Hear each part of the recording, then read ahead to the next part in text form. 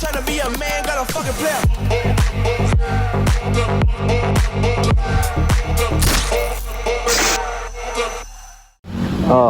Chỉ bày vác lên với chú video đằng đeo lek right ngất này là vin tay test đeo rau cắn này đó là hay thì siết zoom radial x red x and radial x là này mà chú ý cần test đó na ni anh hay thắt là cái này mình hàng cần vua chứ à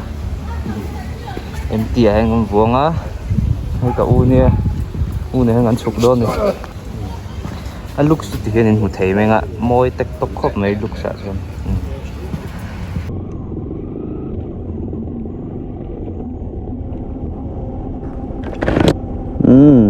hello chị bé vết của lẽ rất mi dốt chính là cái lò mà chú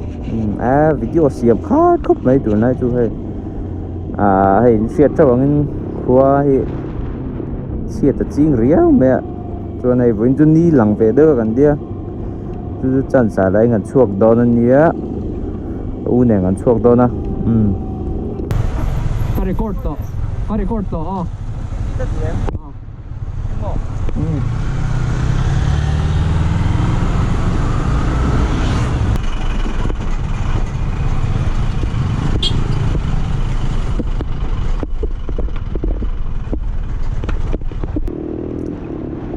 với như thế Bluetooth mic ang chi kha ka mang sina enge mo an don chu atang do chu kha jon mi lo se thiam mai hula kan la mang chin bi mi lo hei ko voi khat man na tur ne ma se a tha tur a jo ngai ka audio hi video da che thei du ga voice lang mang lo thina nang ma comments na ba ga mu ve nual thia kha chu nè kina kan la upgrade ve zel tura chuan ngai photila chuan tayar hi nung lama hian siat zoom radial x1 red x1 te kan inziak a red x1 te chu kan test la thin vel don nia chan chu ei cyber chu kan ni chawng mi lo na chu thian te mo mel thiat vel nen thang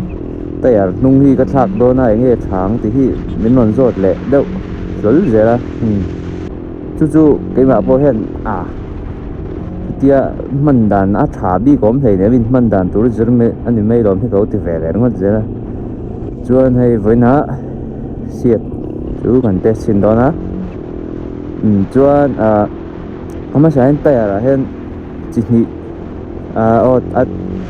tayar chi sang ang hoi ka sei hal me nga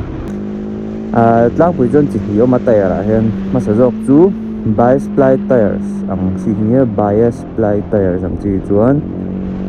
tun la chok thar deuh lek chok thar ko ti mai la hei bike nan man thar deuh hang ho chu radial tires ho hi ni ta chuan bias ply le radial tire dang lam na kha chu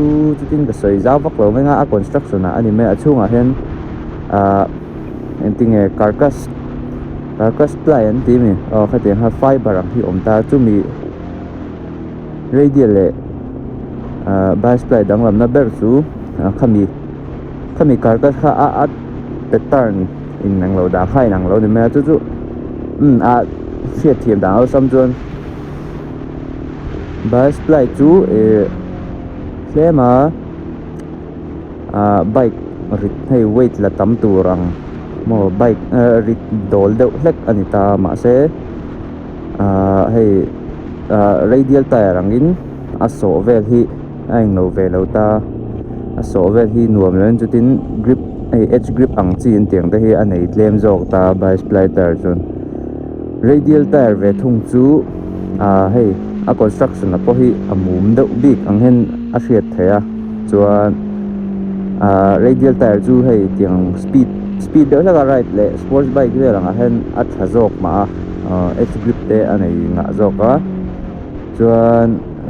zia tak chu keima ni yang manatan hi chuan radial tire hi thanom jok tlang puya ma se englo po hi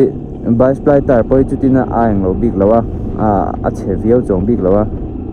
a man te tlom jok ma bias ply tire ho hi chutia tlan vuk tur lo tan chuan ala tha viau tho ti kha ka sei velok do chuan tire zinga option lar deuh ho ti mela ka sei chu alar ber anga ka riat chu Apollo Alpha H1 hi nia hei po hi englo radial tire tho nia e chuan ka soi mai chu tire apo hen rubber hen compound sang om le ta soft oma medium oma hard oma hei MotoGP an chang chuan kan the dona enge a thatna le thatlo na ho chu om je tak chu hard tire so hi chu tlem chong grip chu nei chhedeuh hlanga hetia in warm up ve deuh hlek lo chuan amai ro chu a dei rei jok dei don ta medium ho hi chu tia warm up over ngai loin grip hi anei thangal em mang ta chuan a looks po hi tunlai chu an ngai mo em me tire chawa hen a looks sa zong chuan tuna ka man lai siat zoom hi chu nal chu ka ti khop me a ei tlang pui da Apollo Alpha H1 ang vel hoi chu amana to deuh nge Apollo Alpha H1 chu chuan option dang le chu TVS Eurogrip ang chi ho te khan ya khang kha chu tlem to le deuh ta chuan MRF Ref C1 hi ani le ta ma se Ref C1 hi chu radial ani lawa bias ply tire ang chi khania tlem chu na ru deuh lenga ma se hei po hi tui real race na vel to khan non mang me hei po hi a thaviu tura jong ka ngaya amaro ju ka sayangin radial tire ni lo ta chuan tlompo tlom deuh hlek chong ka hria chuan option dang le nge Maxxis Extreme X ang ho kha om le ta chu Maxxis Extreme X hi hei V3 a zokian kan mang ta hei hi a compound hi a soft ang renga thaviu me a chuan tuna kan tire hen du le tire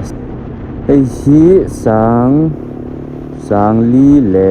zanga tanga sanga in carvel ning ka hria chu kan lang ha ning ka hria chuan hei at that khat viu chong ka hria aman ang lo chuan tuna po hen hei kan han tlan deuh chinanga nikina tlema speed sang do pong kan na tlan chin tura ngai la